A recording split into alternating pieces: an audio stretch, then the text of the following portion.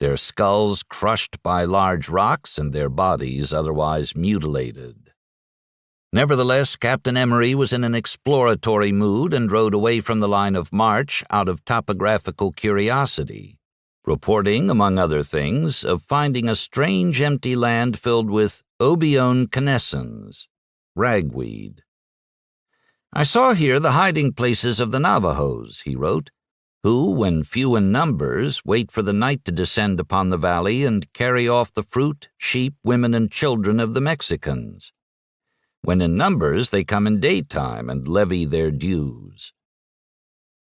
Kearny was outraged by the barbarous turn of affairs. He was certainly no stranger to Indian violence, having seen a life's worth on the plains, yet for the most part it had been Indian against Indian. Now it was Indian against civilization, so to speak, which to Kearny's and practically every other white American's mind meant that civilization must eradicate savagery. Eradication for Kearny, however, did not equate with extermination, as it did with some frontier whites. Instead, Kearny issued invitations for the chiefs of the various tribes to come to Santa Fe for a council of peace between them and the Mexican, now American, citizens of the territory. Many of the chiefs came, including some Apaches, but not the Navajos, who remained defiant and aloof. The latest outrage prompted Kearny to consider a major change in plans. He sent instructions to Colonel Doniphan that before he left for Chihuahua, he was to organize a punitive expedition against the Navajos, who had continued killing the people and committing depredations on their property, the purpose of which was to reclaim all possible stolen livestock and kidnapped persons. Furthermore, Doniphan was ordered to require of the Navajos such security for their future good conduct as he may think ample and sufficient by taking hostages or otherwise. It was a tall order, since never in living memory had these Indians been tamed, but Doniphan took it in stride. Trouble with the Indians, mainly Navajos, had been brewing for years, ever since the Mexicans ejected the Spanish, who at least had made efforts to protect the province. Accordingly, the fertile areas of New Mexico were slowly being depopulated by Indian raids, which everyone agreed had greatly increased in brutality under Armijo's rule. According to Captain Cook, the sheep population had decreased by about 80%, amounting to hundreds of thousands, due to theft and raids, and the people are almost confined to the villages. Worse, it was said, and by more than one person, that Armijo was using the Indians as a check to any resistance by citizens on his arbitrary oppression, and it was a fact that Armijo had forbidden the citizens from making war on the Navajos without special permission. Accordingly, Colonel Doniphan sent out several mounted columns to fan out and chastise the recalcitrants within a 200-mile arc west of Santa Fe, then converge in 6 weeks at a place called Ojo del Oso, or Bear Springs, with as many hostage chiefs as possible for the purpose of making a peace treaty. Most of the Indian bands lived in the remotest part of the province, barely accessible through steep mountain passes that became treacherous as the weather turned. Here is one striking account by the regiment's self-styled historian, Private John Hughes, of a party of Doniphan's men attempting in early November to reach Bear Springs, which was said to lie in a mysterious secret valley across mountains 6,000 to 7,000 feet high. They encamped on a rivulet whose waters came leaping down in foaming cascades from the mountain and disappeared into the sands of the valley. Having no tents, the soldiers quartered on the naked earth in the open air, but so much snow fell that night that at dawn it was not possible to distinguish where they lay until they broke the snow which covered them, and came out as though they were rising from their own graves. In less than 12 hours, the snow had fallen 13 inches deep in the valleys and 36 inches in the mountains. On the 17th, they marched more northwesterly over the Sierra Madre. When they came to ascend the steep spurs and benchlands which led up to the mountains, a horrid, dreary prospect opened up above them. The men and their commanders were almost up to their waists toiling in the snow, breaking a way for the horses and mules to ascend. The lowest point in the main mountain rose to a sublime height, and to the right, still towering far above this, projected stupendous colossal columns of ragged granite and iron-colored basalt. After an all-day and night struggle, the soldiers reached the other side, and it was only then, when they saw that the stream flowed west toward the Pacific, that they realized they had just crossed the western continental divide. They continued on across gently rolling hills, then rocky bluffs, then benchlands, then crags and bleak knobs, and then barren, naked, giant masses of gray granite and dark basalt, and a heavy forest of pines and cedars, always verdant, spreading over the low lands. In many cases, these colossal granite peaks shoot almost perpendicularly out of the plain, more than 6,000 feet high. In 2 days, at last, they came to an enchanted-looking glade. Here the Navajos pasture their immense droves of horses and mules, and keep their numerous flocks of sheep and goats. This was Bear Springs. Along the way, Doniphan's men had encountered various tribes of Indians without serious incident, except that a number of soldiers died of typhoid fever, cholera, or exposure. In much of the territory there was no wood for coffins, so the corpses would be buried wrapped in blankets and the grave covered in broad stones to prevent the wolves from disturbing the dead. 100 miles north of Taos, one of Doniphan's columns encountered a village of Utahs, a fierce and numerous tribe of Indians, with the view to conciliate them and dispose them to a friendly intercourse with the Americans. 60 of their chiefs were taken to Santa Fe by the soldiers, where a treaty of peace was signed. Others came across a tribe of 6,000 Zunis, as well as 7 villages of Moquis, each with the same results. They crossed vast deserts and steep mountains and lands that looked like they belonged on the moon. They discovered a petrified forest and ancient ruins from who knew what or when, which remained vibrantly deserted in the rarefied desert air, and they chanced on flora and fauna unknown to Western civilization. At Bear Springs, Doniphan held a powwow with a dozen Navajo chiefs, the object being to make an official permanent peace between themselves, the Mexicans, and the Americans. 108 U.S. soldiers and 500 Navajo warriors were present. The negotiations went on all day and into the evening, with each chief having his say. After a time, it became apparent that the Navajos had no axe to grind with the Americans and were willing to make peace, but they detested the Mexicans. One chief named Sarcia Largo, who seemed to speak for the others, summed up the situation in logic that was hard to defeat. "We have been at war with the Mexicans for years," he explained. "We have plundered their villages and killed many of their people and made many prisoners.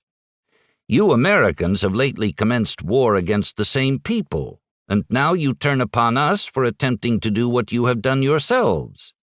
This is our war," he said.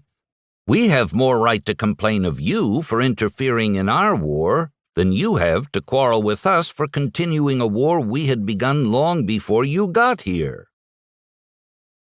A lesser man might have been nonplussed by this straightforward argument, but not Doniphan. In his firm, lawyerly manner, he explained to Largo and the other chiefs that the Americans' war with the Mexicans in this territory had ended, that the Mexicans had surrendered and were now American citizens, and that everyone in the territory, including Navajos, would be accorded equal protection under the laws of the United States. He went on to say that New Mexico was now part of the United States, and that stealing from or killing the Mexicans was the same as stealing from or killing Americans. Furthermore, Donovan said, the Americans would now open a trade with the Indians in New Mexico and everyone would prosper. Largo digested all this, then made his pronouncement. "Then let there be peace between us," he said, and promised to stop the wars against the Mexicans and everyone else. Shortly afterward, a formal document of peace was drawn up containing 5 articles, including promise of free travel, exchange of prisoners, return of stolen property, and an agreement for mutual trade. Donovan signed it, as did 2 of his battalion commanders and the Navajo chiefs, each of whom made his X mark at the bottom. Following this ceremony, Donovan began distributing gifts that he had brought from Santa Fe, explicitly stating they were made not by way of purchasing the Indians' friendship, but as a testimony of personal goodwill. To his surprise, the chiefs in turn presented Colonel Donovan with several fine Navajo blankets, then among the most prized textile fabrics in the world, and with that the Treaty of Bear Springs became history, and the Indian troubles in New Mexico were at an end. Or so it was hoped.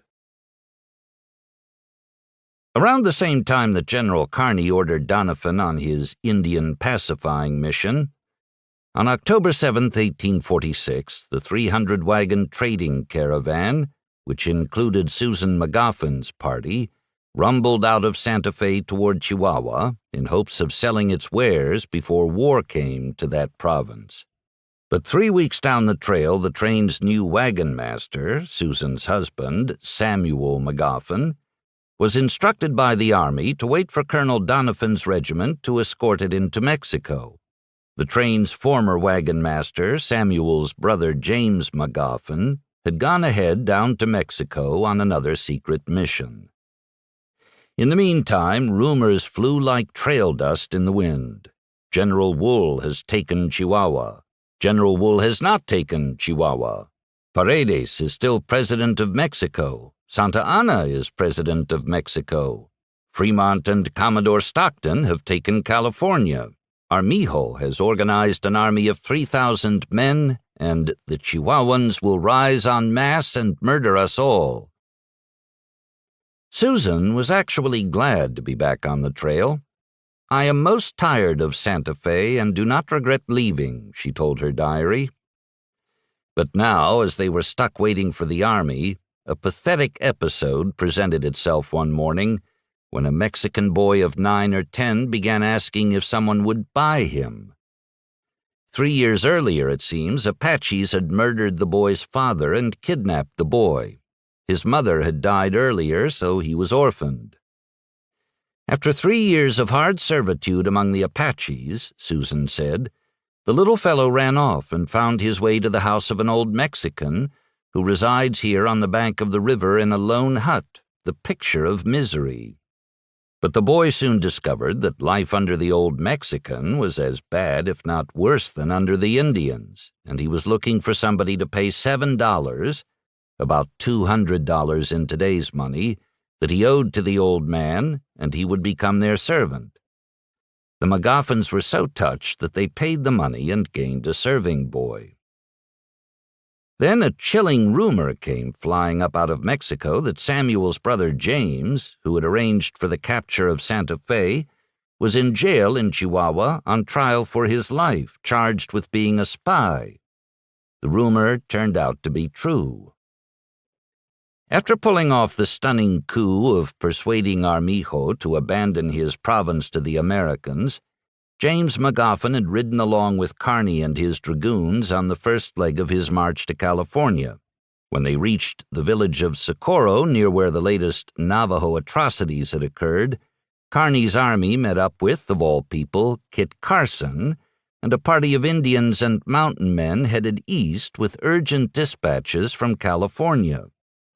These contained the staggering news that Americans had conquered the province and that Old Glory was flying from every important California port and town.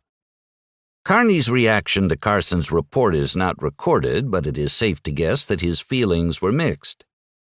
He had been handed a golden opportunity to conquer one of the great prizes on the North American continent, only to discover that others had beaten him to it. If Kearny was disappointed, he did not show it, but some of the younger officers openly lamented that they would no longer be permitted to fight Mexicans. Since Kearny had no clear idea how to get to California, and Carson had just come from there, he told the recently commissioned U.S. Army officer to hand over his dispatches to one of Kearny's officers and join the general's staff as chief scout. It was a severe blow to Carson, who had a home, wife, and child in Taos, only a few days away, whom he had not seen in more than a year. He had been looking forward to a well-deserved homecoming, as well as traveling to Washington and meeting the president and other dignitaries. Carson, whose sole military training had come from watching Fremont, protested that he had given his promise to deliver the dispatches personally and could not relinquish them to anyone else. This was not the kind of response that commanding generals wished to hear from second lieutenants, and, despite Carson's indelible reputation, Kearny abruptly ordered him to turn over the dispatches to his own chief scout, who would carry them to the nation's capital. There was apparently a moment, probably more than a moment, in which Kit Carson considered slipping away and meeting his wife. But this he did not do, prompting Captain Johnston, Kearny's aide-de-camp, to declare, "It requires a brave man to give up his private feelings thus for the public good, but Carson is one such. Honor him for it." In the face of Carson's momentous news, Kearny made a fateful decision. After consulting with Carson on the nature of the route to the Pacific, the deserts, the barrens, the mountains, and so forth, he concluded that the more men he took, the more perilous the trip would become owing to the scarcity of food, water, and fodder. So he ordered 200 of his dragoons to return to Santa Fe, while he would carry on the journey with the remaining 100 men. With California conquered, it seemed a logical judgment, so long as California stayed conquered. As we shall see, this was not a given certainty by any stretch of the imagination. In the meantime, suave James Magoffin, who had been traveling with Kearny, made his departure to the south with a party of 4 men. His purpose, according to letters and other documents, was to perform the same charismatic sleight of hand in Chihuahua that he had in Santa Fe, and persuade the governor to hand over control to General Wool with nary a shot fired. Thus charged, Magoffin wended his way down the Rio Grande to El Paso del Norte, Juarez, and then another 250 miles south to Chihuahua City, where he expected to be feted by the governor with dinner and cordial conversation. This time, however, his wit, charm, and repartee failed him utterly. Soon as Magoffin set foot in town, he was arrested for espionage, a crime that in Mexico, as elsewhere, is a capital offense, and it seemed they had him dead to rights. The evidence was a letter signed by General Kearny that detailed Magoffin's surreptitious role in the surrender of Santa Fe. Authorities in Chihuahua were in no laughing mood about the loss of the New Mexico province, and had, in fact, court-martialed Armijo for dereliction and cowardice when he'd skulked into town after the American conquest. The fact that Armijo was acquitted in no way assuaged the Mexican authorities. They had been snookered. Kearny's letter had been captured from the personal effects of a friend of the Magoffin brothers, a Dr. Henry Connolly, longtime resident of Chihuahua, to whom Samuel Magoffin had entrusted it for delivery to James in Juarez. Unfortunately, Connolly had arrived before Magoffin and was arrested, and his possessions were searched. The letter was sufficiently damning that James Magoffin was condemned to the firing squad. Nearly at the stage of saying his final prayers, fate intervened in the most unlikely form of Governor-General Armijo himself, who, recently cleared of similar charges, interceded on behalf of Magoffin and managed to arrange a temporary stay of execution. Still, Magoffin was not yet off the hook and remained in the Chihuahua calaboose, awaiting developments. Captain Philip St. George Cook, as we have seen, was a capable, earnest army officer, somewhat patrician, somewhat conventional, who kept a daily journal that he liked to sprinkle with Dickensian allusions. So far during Kearny's march he had performed admirably in command of his troop in the 1st Dragoons and in his role as military escort for James Magoffin in the Santa Fe subterfuge. But beneath his masterful West Point bearing and confident mien, Cook was roiled and discontented. Like many company-grade officers at the onset of war, Cook's blood was up, as the expression went, to get into the thick of battle. And that was precisely where he and his dragoons had been headed, down the Mississippi on a steamboat to the seat of war in Matamoros under Zachary Taylor, until, as Cook put it, Kearny had demanded 2 additional troops of cavalry for his Army of the West, of which Cook's was one. This left him inexpressibly disappointed, since the sole object of Kearny's column at that point had been New Mexico, which Captain Cook considered a backwater to the real fighting war. Soon new orders arrived extending the mission all the way to California, which might present a more proper martial challenge for a West Point-trained officer.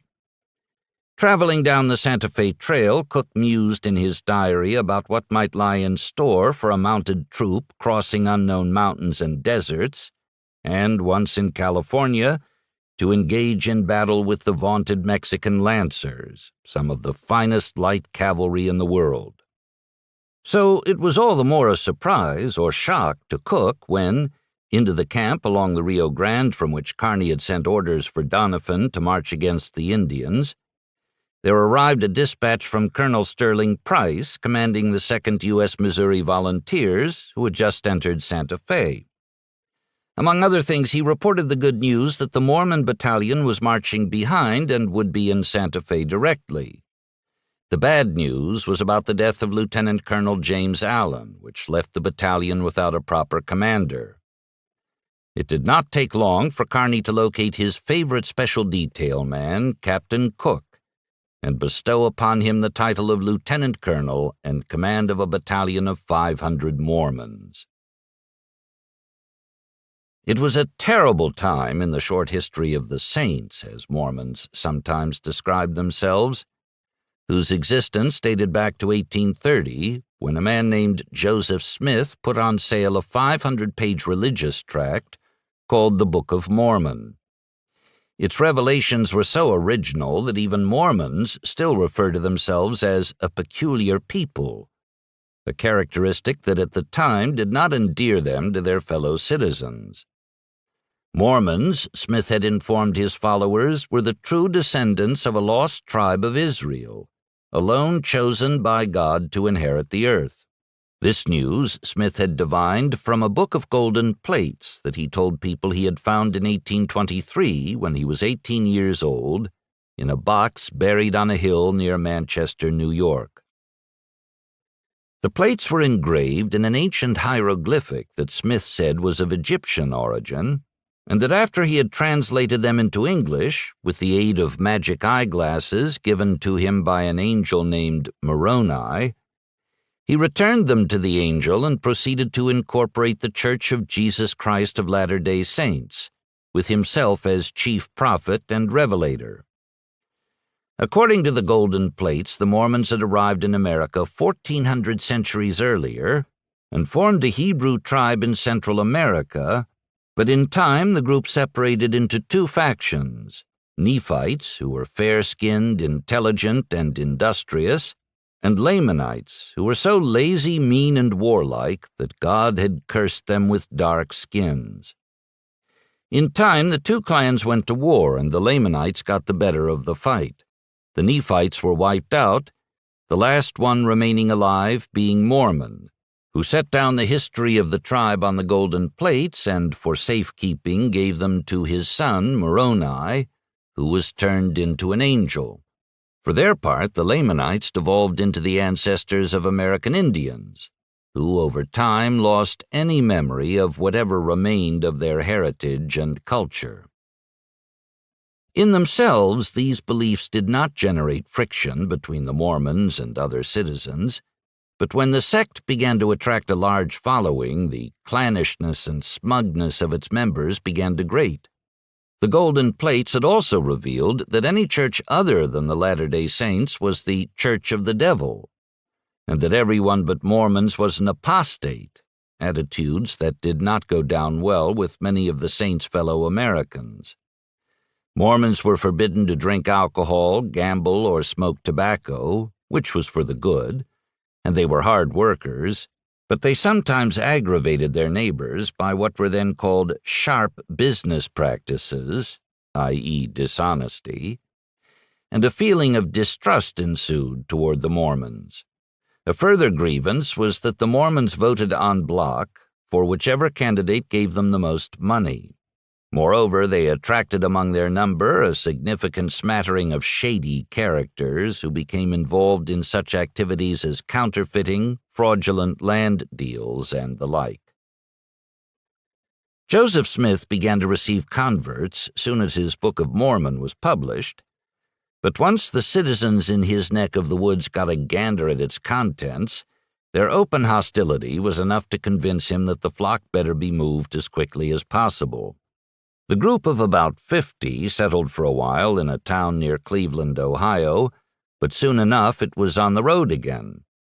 Seeking some place isolated and remote from the scorn and fury of people that Smith had termed Gentiles, he led his band west toward the frontier, then located on the Missouri River beside the Kansas border. Along the way, Smith was inundated with more revelations, including one disclosing that the Garden of Eden was not located on the Tigris and Euphrates rivers, as once supposed, but in northwest Kansas. By the time Smith got his people settled in Jackson County near present-day Kansas City, there were more than 1,000. 8 years later, they numbered 10,000, and some had come from as far as Europe and Scandinavia, having seen the light from the Book of Mormon. But as in the Mormons' previous relocation, the local citizens did not welcome this great flood of Israelites with open arms, most especially since, in addition to reasons previously enumerated, Missouri was a slave state and the Mormons were abolitionists. Also, since they were evangelicals, the Mormons at first went around trying to convert their Gentile neighbors. But this was not well received either, and before long the Missourians began to beat, tar and feather, stone, shoot, and otherwise molest the Mormons. By 1836, things had gotten so bad that the Missouri legislature decided to relocate the Mormons north to remote Caldwell County. And within 2 years, most had moved there, but it didn't help. Wherever they went, riots and violence broke out. Thus far, Smith had forbidden retaliation, but finally he had enough and whipped his Mormons into a carnival of boiling vengeance, which in turn prompted Missouri Governor Lilburn Boggs to order State Militia General Alexander Doniphan to either exterminate the Mormons or drive them from the state. By then, local militias had slaughtered 17 Mormons, including 3 children, in a single massacre, incarcerated Joseph Smith and 9 of his associates for treason, convicted them by court-martial the same day, and ordered their execution by firing squad next morning. General Doniphan, however, was a fair man and also a lawyer, and he wasn't about to shoot down men like dogs after a drumhead court, no matter what he thought personally about Mormons. So he not only refused to obey the execution order, he informed the head of the court that, if you execute these men, I will hold you responsible before an earthly tribunal, so help me God. There the matter rested until Smith and his comrades managed to escape and flee eastward into Illinois, where the remainder of his miserable and now destitute followers had settled on an isolated peninsula on the Mississippi River that they named Nauvoo, or Place of Peace. In the coming decade, through dint of hard work, industriousness, and communal living, they built a substantial city of architecturally pleasing brick and stone buildings and neat and often elegant homes, in which they hoped at last to settle in for the long haul. It was not to be, The same antagonisms that had bedeviled the saints in Missouri bedeviled them in Paradise, Nauvoo. By then, Smith's congregation had swelled to 15,000, making Nauvoo second only to Chicago in Illinois population, which so encouraged Smith that in 1844 he declared himself a candidate for the U.S. presidency. He lost to James K. Polk, but the Mormons had clearly established themselves not only locally but nationally as a force to be reckoned with. Then somebody sneaked up to a side window of the home of Missouri Governor Boggs, who had sicked the state militia on the Mormons back in 1838, and shot him multiple times. Fortunately for the governor, even with 2 balls entering his skull, another in his neck, and yet another in his throat, which he swallowed, he didn't die, despite the obituaries that appeared in local papers. Unfortunately for Joseph Smith and the Mormons, the would-be assassin was traced back to Nauvoo, and that got people's dander up all over again. The straw that finally broke the back, however, was when it was revealed that Smith had been acquiring multiple wives, or celestial marriages, as he called them, from the beginning, and that between 1842 and 1844 alone he married 40 women and sired innumerable children. There was an immediate uproar, both within the Mormon community and without. Moreover, Smith had been encouraging selected elders of the church to do the same. One of the Mormon newspapers published an angry denunciation of Smith and his abominations and whoredoms. It was its last publication.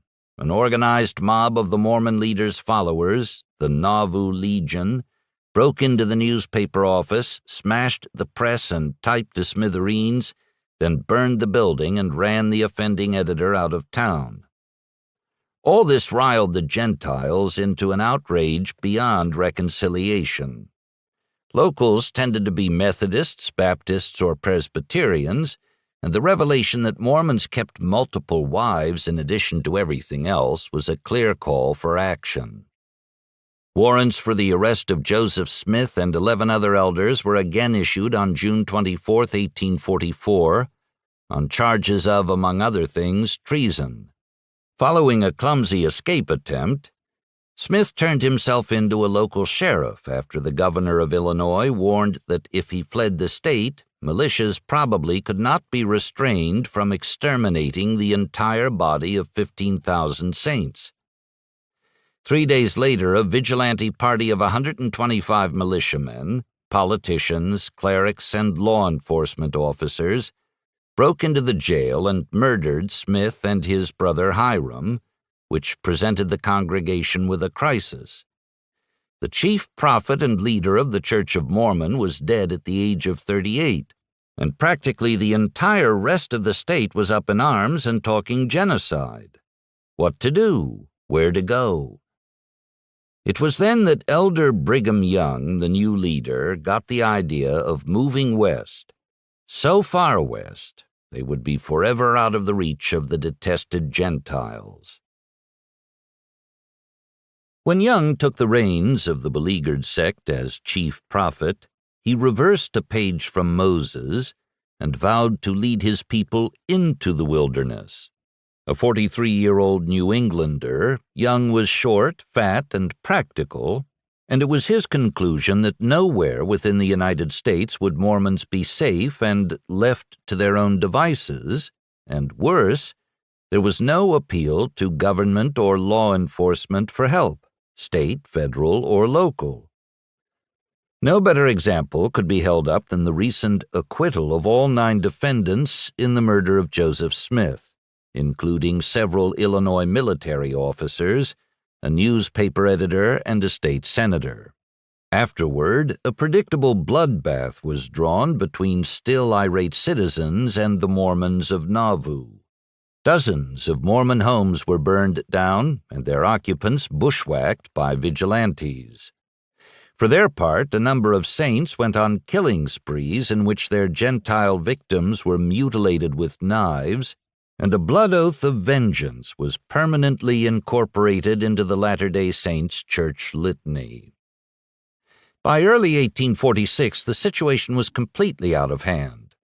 Hundreds of homes had been torched, and dozens of citizens were dead, Mormon and Gentile alike. At last the governor called out the militia, never a good sign, and Brigham Young finally threw in the towel.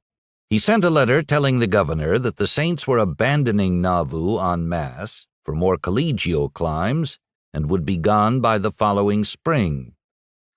Like many Americans, Young had read Fremont's earlier published exploits and was enticed by the notion of forming a private, secure Mormon nation somewhere beyond the western slopes of the Rocky Mountains. In other words, he desired a place so far away and outlandish that nobody would bother to come there. But even this did not satisfy the authorities, who issued a warrant for Young's arrest on charges that, as headman of Nauvoo, he was harboring counterfeiters within the city, which happened to be true. This prompted the onset of the greatest concerted mass migration in the nation's history, as 6,000 disgruntled Mormons and their various wives and children began crossing the frozen Mississippi, trudging westward across Iowa to the land of the Potawatomi and Omaha Indians. When they reached the banks of the Missouri River, most chose to encamp for the winter because they were too worn out and broke to continue. This they called winter quarters, which remains famous in Mormon history for the hardships people endured. They were surrounded by the Lamanites on all sides, declared a Mormon wife named Peregrine Sessions, but over 100 miles from the cursed Gentiles. The Lamanites were Omaha Indians, an unmilitary but thievish race who constantly stole the cattle of their Nephite brethren. Many saints were able to construct rude log huts, but some lived in tents, caves, and dugouts through the terrible Nebraska winter, and hundreds perished from illness and the elements. It was there that the U.S. government found them on July 1, 1846, in the person of Captain James Allen, 1st U.S. Dragoons, who was under orders to recruit a battalion of 500 men for a march to California with the Army of the West. At first, the Mormons were highly suspicious of such an idea, since during their entire existence the government had provided them virtually no protection from the violence of their neighbors. But Brigham Young and other elders gradually persuaded men to volunteer, explaining that their pay and clothing allowances would provide dearly needed cash for food and supplies needed to cross the Rockies.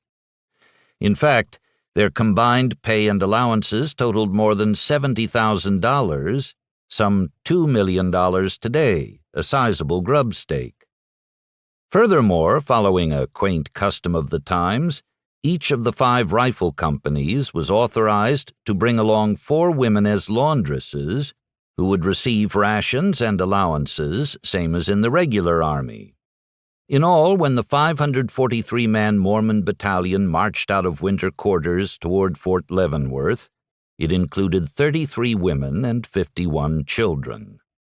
After drawing weapons and equipment at Leavenworth and receiving minimal instruction in military courtesy, marksmanship, and close-order drill, the Mormon entourage departed on the Santa Fe Trail.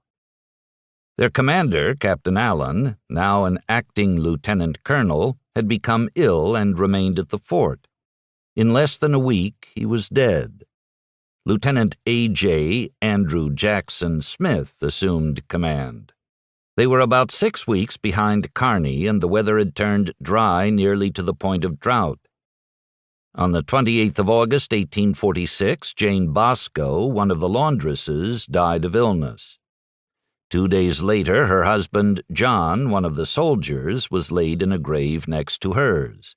Others would follow. On October 9, 1846, the Mormon battalion arrived in Santa Fe, where it was met by its new commander, formerly a captain but now Lieutenant Colonel Philip St. George Cook, who had been out rounding up mules. He was not pleased with what he saw. The battalion contained too many families, he said. Some soldiers were too old, some feeble, some too young. It was embarrassed by many women. It was undisciplined. It was much worn by traveling on foot. Their clothing was very scant. Their mules were broken down. In other words, Cook summed up, everything conspired to discourage the extraordinary undertaking of marching this battalion 1,100 miles through unknown wilderness, without road or trail, and with a wagon train. That was about the size of it, but orders were orders, and Cook understood that General Kearny was not a man who scrupled at excuses. Cook and his fellow West Pointers, A.J. Smith, a lieutenant once again, and Lieutenant George Stoneman, picked through the rabble and weeded out 86 men as unfit, plus all of the children and nearly all of the women, and sent them under the care of 2 officers to stay in a town called Pueblo near Bent's Fort. In less than a week, they were off. From the Army's quartermaster, Cook had procured mules and pack saddles and rations for 60 days, after which they would be on their own. He also acquired road-building equipment, since in addition to simply getting the battalion to California, Kearny had also charged Cook with the stupendous task of building the rudiments of a wagon road along the way, a daunting challenge to say the least. Cook was determined, he said, to take through my wagons, but, he continued, the experiment is not a fair one, as the mules are nearly broken down at the outset. Cook was fortunate, however, in having for a guide one of the more experienced mountain men of the era, 41-year-old Jean-Baptiste Charbonneau. He came by his reputation honestly, being the half-breed son of the legendary Indian woman Sacagawea, whose exploits with the Lewis and Clark expedition of 1804-6 had already thrilled a generation of schoolchildren. Charbonneau, whose father, Toussaint Charbonneau, was that expedition's interpreter, had been born during the early days of the journey and rode as a papoose on his mother's back during the great exploring trek to the Pacific. Having explored with Fremont and trapped with the creme of the mountain men at Bent's Fort, Charbonneau was said to be the best man on foot on the plains or in the Rocky Mountains. On October 3, 1846, when Colonel Sterling Price and the 2nd Regiment of Mounted Missouri Volunteers arrived in Santa Fe, it freed Doniphan to begin his march against the Indian uprising. Price's orders were straightforward and unromantic. Stand guard over the city. This pacific duty did not last long, however, and when the uproar came, it was from an unlikely source. The Pueblo Indians were known among Western Indians as civilized tribes who had given up warring against white men, adopted the Catholic faith, and lived in adobe apartment houses, growing grains and vegetables and raising livestock. In fact, when Doniphan drew up the Treaty of Bear Springs with the Navajos, Article 2 specifically stated, "The people of New Mexico and the Pueblo tribe of Indians are included in the term American people," as opposed to the Navajos and other wild Indians who were considered savages without standing. So it was with the greatest surprise that Colonel Price and the authorities in Santa Fe learned that Pueblos had risen up in Taos and brutally murdered Governor Charles Bent and many of his staff in an insurrection designed to expel or exterminate the Americans in New Mexico. Word had come down to U.S. authorities just before Christmas that an uprising was possibly afoot in Santa Fe, but quick reaction by the military averted actual revolt. A former officer under Armijo, arrested on an informant's tip, was found to have a list of hundreds of disbanded Mexican soldiers. After questioning, a number of others were also arrested, and it was revealed that an insurrection was planned for the day after Christmas, which was to commence with the midnight ringing of the church bells. The conspirators decreed that every American in the territory would be murdered. Meetings had been held in the wee hours by various cells. Colonel Price and Governor Bent were to be assassinated first.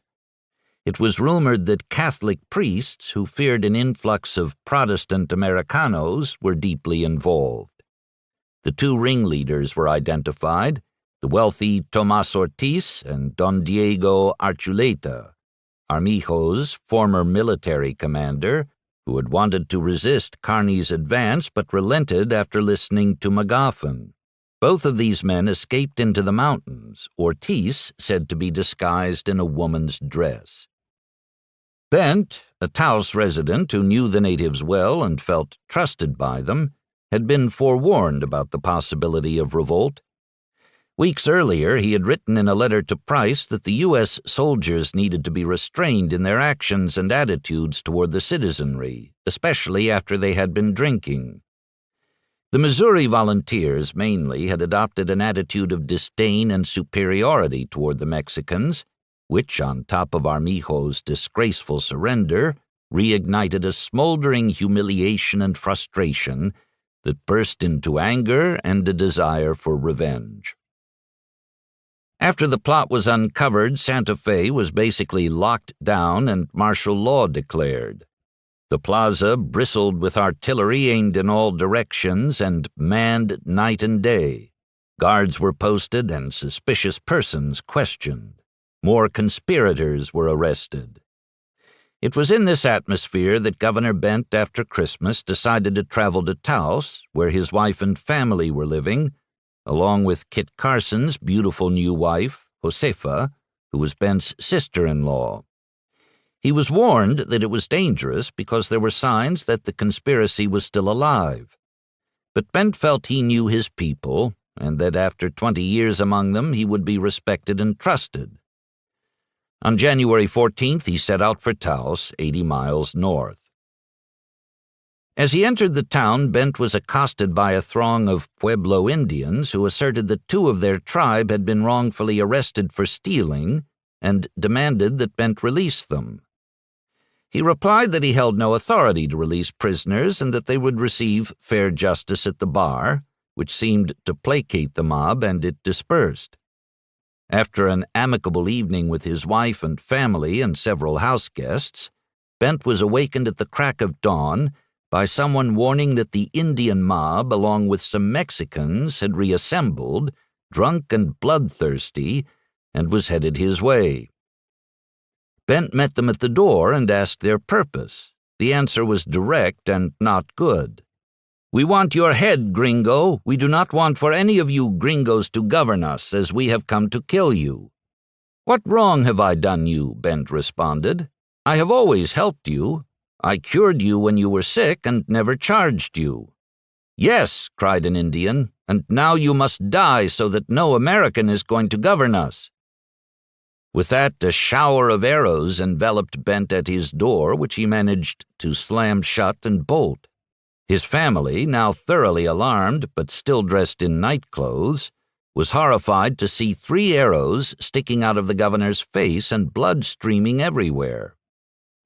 The mob began breaking the thin mica windows of the Bent's adobe home while rocks and more arrows flew inside, and cries of "Kill the Americans" rose to a pitch, along with war whoops and curses in both the Spanish and Pueblo tongues.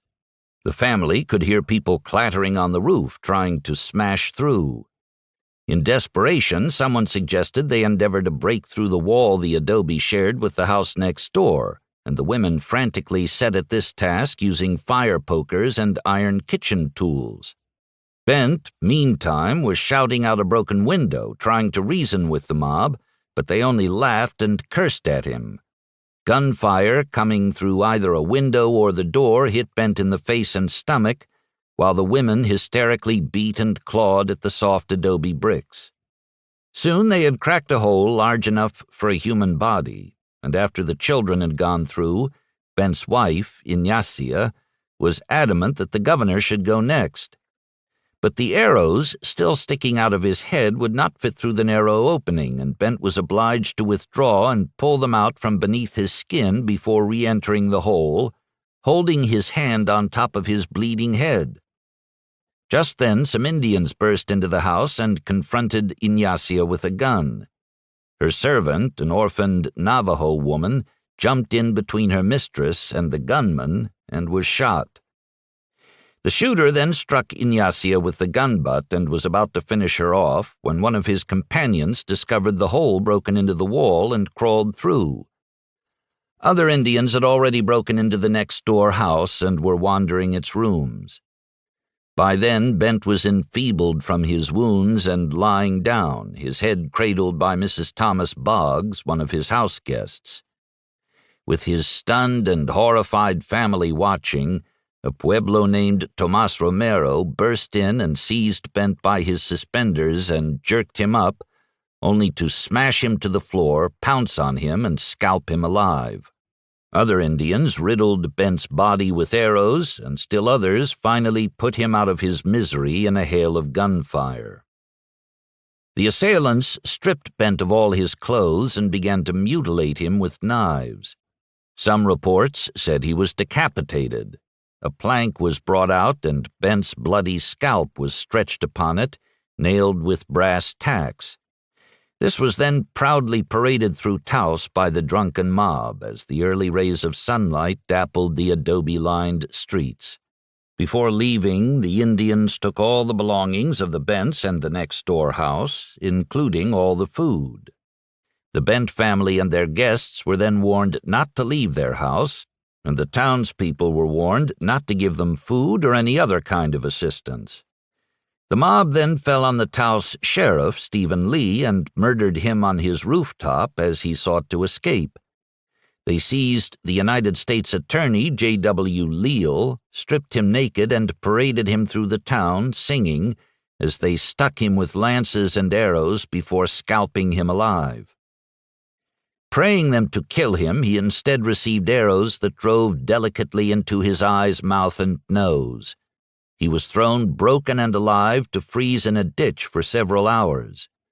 At last the rebels, in their terrible sense of virtue, returned from other work and killed him with a few final arrows. His body was then given to hogs, who feasted upon it.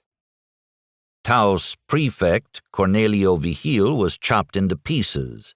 2 boys, Pablo Yaramillo, a nephew of Bent's, and his friend Narciso Beaubien, who had just returned from boarding school in Missouri, had hidden under some straw in a stable when they were discovered. They were tortured, scalped alive, and killed. The mob then began to loot the town, cleaning out Bent's store and Kit Carson's home. Hundreds of others descended on a liquor distillery just north of Taos and murdered its American owner, Simeon Turley, and 7 of 9 mountain men who had been staying there on a toot. But not without a fight. The trappers held out all day, completely surrounded and picked off one by one, until the last 2 managed to get away that night. Likewise, another bloodthirsty horde fell upon an American pack train and massacred 8 American men. Next day, the mob, Mexican and Indian alike, now more than 1,000 strong and drunker than ever thanks to the proceeds of the Turley distillery, marched on Santa Fe, gaining strength at every town and village and swearing to liberate the territory from American rule. Next morning, word of the calamity and the impending rebel attack reached Santa Fe through Governor Bent's personal slave, a black man named Dick Green, who had somehow escaped the Taos massacre. Donaciano Vigil, brother of the slain Taos prefect, was appointed acting governor by Colonel Price, and he and Price laid plans to strike the rebellion a mighty blow. Because of the lack of animal fodder at Santa Fe, it had been necessary for Price to scatter his troops as far as Albuquerque and the Pecos River. Now he began desperately calling them in. A furious Sarin St. Vrain, partner in the Bent's Fort enterprise, organized a grim and grizzled company that included the trappers, mountain men, merchants, friendly Mexicans, and Dick Green, keen to avenge the murder of his master. Numbering 65 men and mounted, they took the company name Avengers. For many of them, in addition to Green, it was personal, and their eyes must have glinted like the steel in their knives. It took Price 3 days to organize his response force, which at that time consisted of 353 men, all dismounted except for St. Vrain's company, as well as 4 small but effective mountain howitzers and a 6-pounder gun. On January 23rd, he marched out of Santa Fe and early next day encountered 1,500 Mexicans and Indians, led by a Hispanic named Pablo Montoya, who called himself General, waiting behind entrenchments at a village called Santa Cruz de la Cañada. With fire and maneuver and furious infantry assaults with house-to-house fighting, Price soon scattered these people, killing 36 and driving the rest back toward Taos, at a cost to himself of 2 killed and 8 wounded. Fortuitously, the U.S. Dragoons that Kearny had sent back from the California expedition arrived on the scene, led by Captain J.H.K. Burgwin. Price now commanded a not insignificant force of 480 men, some of them mounted regulars. His task was immensely complicated by heavy winter snows, which clogged the high mountain passes and fell in clumps from Green Mountain pines. The Americans invariably met resistance by the rebels, who then fought a rearguard guerrilla-style action. At Embudo Pass, in freezing cold, Price drove the rebels again, slaying 20 and capturing 60 wounded, and pressed them on again toward Taos, where he arrived February 2nd to find the enemy, numbering in the thousands, drawn up at the Pueblo to make a final stand. The 1,000-year-old Taos Pueblo, about 2 miles north of the city in the shadows of the snow-capped Sangre de Cristo Mountains, consisted of 2 massive facing adobe pyramids, 7 stories in height, with a creek running between them. It was a formidable defensive position, with walls up to 3 feet thick and reached only by ladders, which could be drawn up. The pueblo itself was enclosed by an adobe wall forming a square, with a sturdy adobe mission, San Jeronimo, along the north section of the wall. The rebels had concentrated in the courtyard and in the mission church. With his light mountain artillery, Price began to batter at the stout outer wall of this imposing citadel, but without much effect, and at sundown, to the jeers of the Pueblo's defenders, he retired across the windy plain to Taos to rest and regroup. He was confident at this point that the rebels had no other place to go.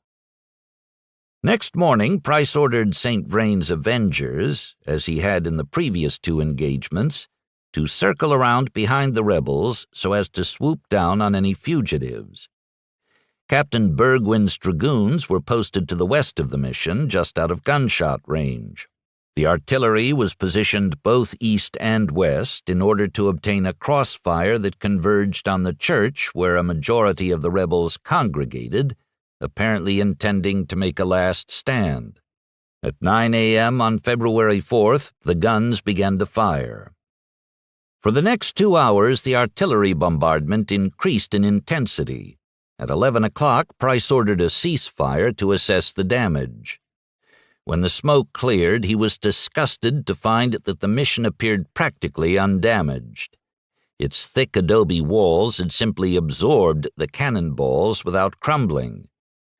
Meantime, the rebels had punched out loopholes in the mission walls to shoot from and were also sniping from the roof. Having run out of options, Price ordered a plain old infantry charge. From the west, Captain Burgwin's 200 dragoons dismounted and formed in ranks. Along the north wall, a similar formation dressed ranks. At the signal, nearly 400 U.S. soldiers moved out in perfect marching formation, flags waving, drums and fife marking the tempo, with officers leading the way, drawn swords gesturing overhead. As they came within rifle range, the American companies broke into a run until they were flat against the huge earthen walls of the church, which they immediately began attacking with pickaxes and crowbars. Others found ladders and managed to climb atop the church and lighted a fire. In the meanwhile, Captain Burgwin, who as described by a mountain man who knew him was as brave a soldier as was ever seen on the frontier, took a party round to the huge wooden entrance door, only to find it securely bolted. As the men undertook to break through, Burgwin was shot dead by a gunman in the adjoining pueblo, but this so enraged his soldiers that they managed to hack a hole in the wall, through which they